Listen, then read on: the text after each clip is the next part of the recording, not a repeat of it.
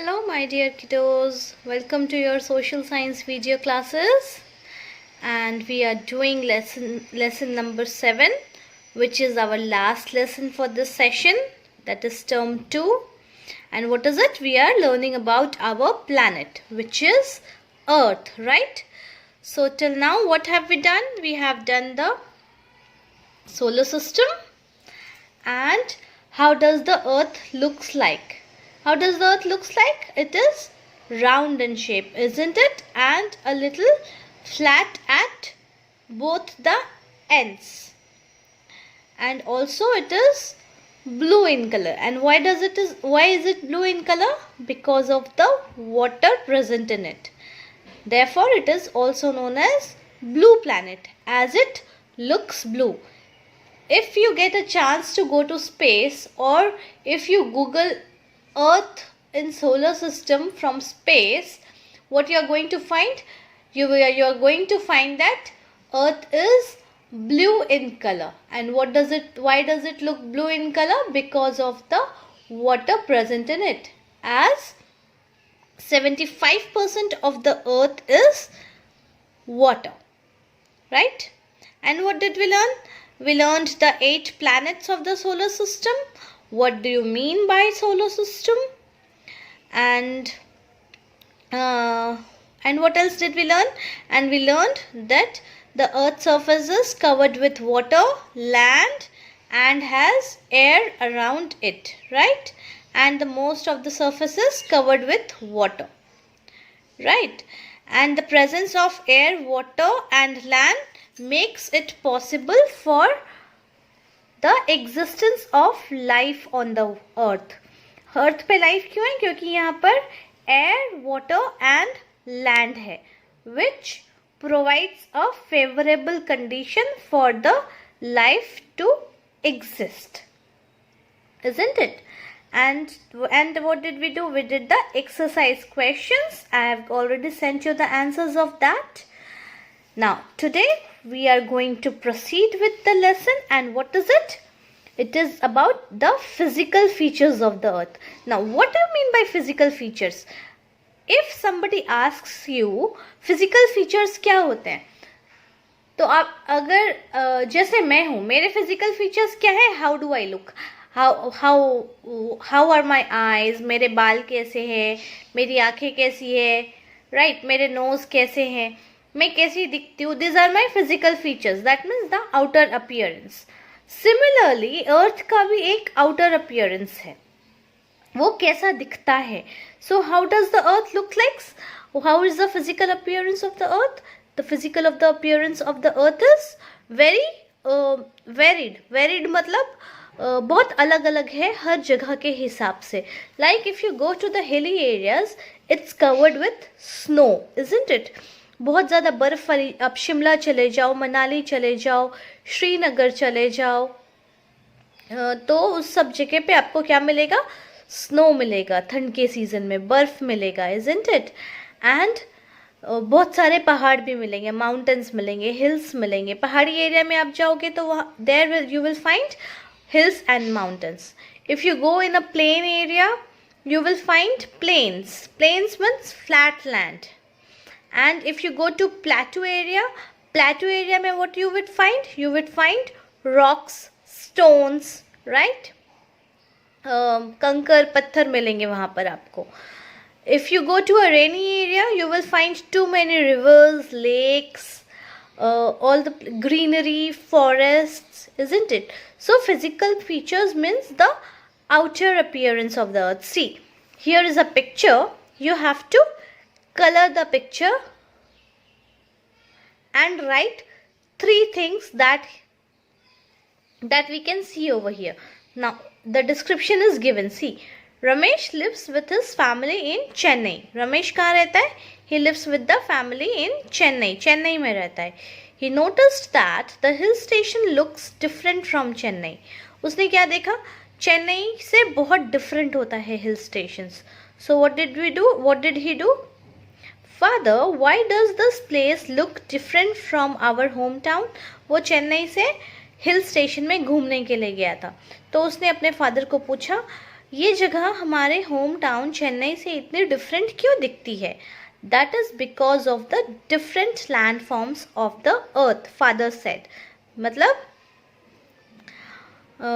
Father ने उसको बताया कि ये जगह इसीलिए डिफरेंट दिखती है क्योंकि अर्थ में अलग अलग तरीके के लैंड फॉर्म्स होते हैं प्लेसेस के हिसाब से, right? So Ramesh father told him about different landforms and water bodies on earth. So what we are going to do, we are going to learn about the different landforms and the water bodies that is present on earth. If you remember, I have sent you a short video along with your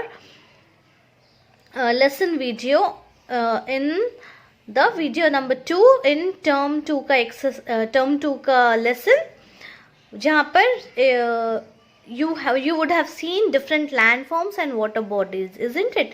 The two brothers and sisters were flying in the plane and they were seeing different landforms, isn't it? So what kind of landform is this? See, mountains, hills, then we have green forest, greenery, we have snow, we have stone, and according to the landform and climatic condition, you have to wear the clothes also.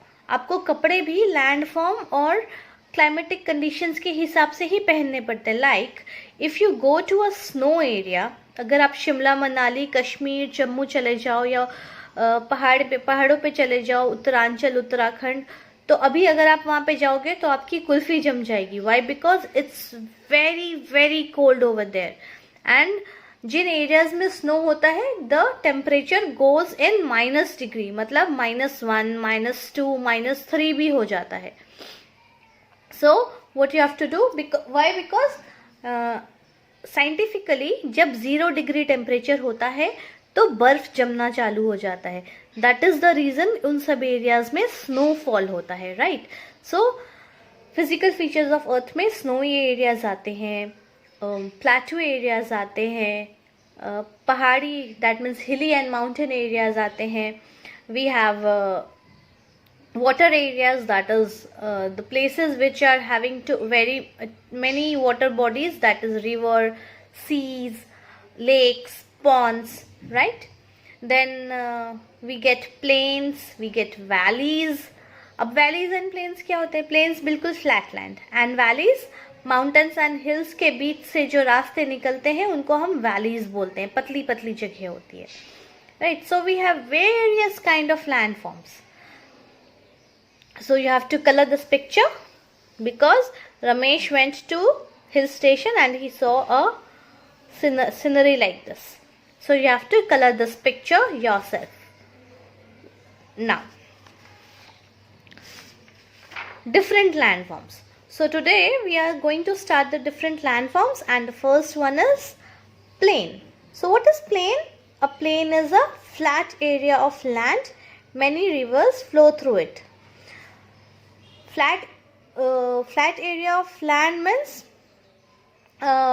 बिल्कुल plane होता है, वहाँ पे ज़्यादा पहाड़ नहीं होते, ज़्यादा पत्थर नहीं होते, और जो नदियाँ हैं वो वहाँ से बहुत इजीली बहती है, right? So plain is flat area of land. So have you ever thought, हम इतना प्लेन्स प्लेन्स प्लेन्स कर रहे हैं, what are plains and how it is formed? Plains क्या होते हैं? So flat area. What is flat area?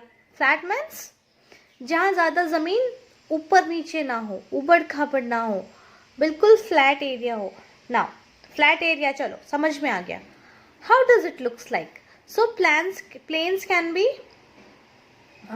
Of mud, मिट्टी से बना होता है, सॉइल वाला होता है, ग्रासलैंड्स होते हैं जहाँ पे हरियाली होती है, बहुत ज़्यादा पेड़ पौधे होते हैं, एंड जो प्लेन्स होते हैं वहाँ पे आपको नदियाँ बहुत ज़्यादा मिलेंगी, नदियाँ, लेक्स. वाई? बिकॉज वहाँ से इजीली वाटर फ्लो होता है.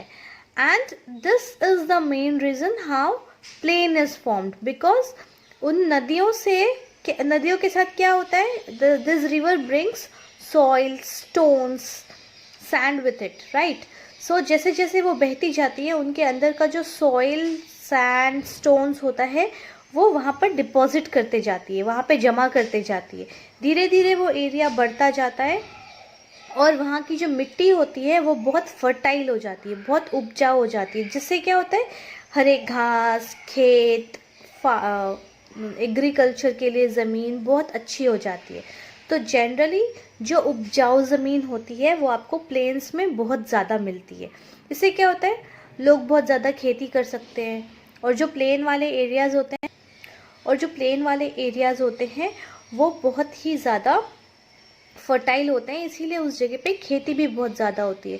जो नॉर्थ साइड ऑफ इंडिया है, नॉर्थ इंडिया, वहाँ पे आप देखो खेत बहुत ज़्यादा है, UP side, Delhi side. Why? Because वो जो एरियाज़ है वो it is known as northern planes.